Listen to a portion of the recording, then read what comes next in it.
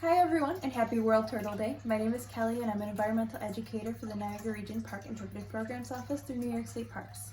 Today is a day that we take to celebrate the diversity of, bring attention to, and increase the knowledge of the world's turtle and tortoise species.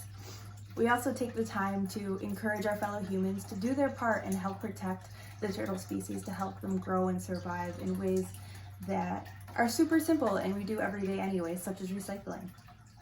Here in New York State, we have 17 native turtle species and 1 invasive species. While 5 of those are sea turtles, the other 12 are all freshwater dwellers. And I have an excellent example of one of those freshwater dwellers right here in the form of a common musk turtle. Now this is Violet, and in order to really understand the coolness that comes with turtles, I want to talk about a few of the cool features that she shows off. You'll see the back of her shell is super domed and covered in algae. Now the back of her shell, or the top of her shell, is called the carapace, and it's covered in algae to allow her to be camouflaged like a rock in the muddy, slow-moving streams that she calls home. The bottom of her shell is called the plastron. If we look towards the front of that plastron, she has a slight hinge there. She uses that hinge to protect herself further when she pulls all of her limbs inside of her shell. It's important to remember that her shell is not only a place to hide out in, but it's also a part of her. All of her vertebrae that stem from her neck down to her tail are attached to the carapace. That's why it's important when you ever find a turtle to not grab it by the tail as their vertebrae are attached. Now, speaking of her tail and her limbs, let's take a look at those. You can see they're all super fleshy and they're all super long. She uses them as kind of stilts to walk across a muddy bottom of a slow-moving river. We see at the end of those limbs, she has super sharp claws. She uses those claws to dig for prey, to walk along those streams, as well as to protect herself if necessary. We see between those claws and between those toes, she has webbing.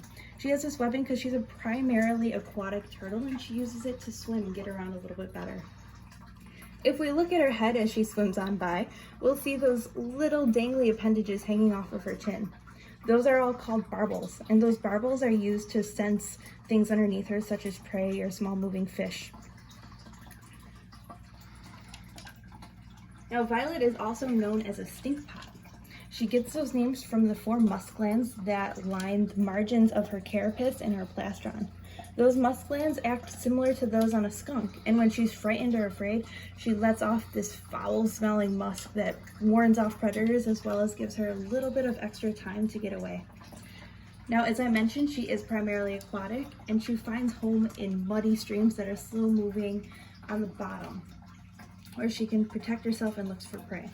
While she is an omnivore, eating anything from algae to small fish or tadpoles, her favorite snack happens to be earthworms.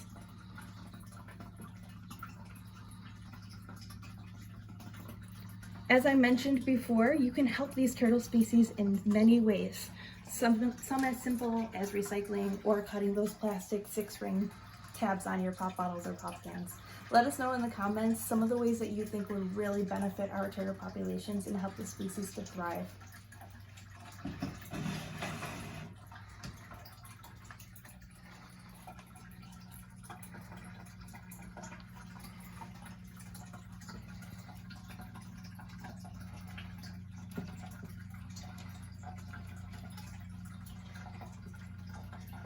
Thanks for watching.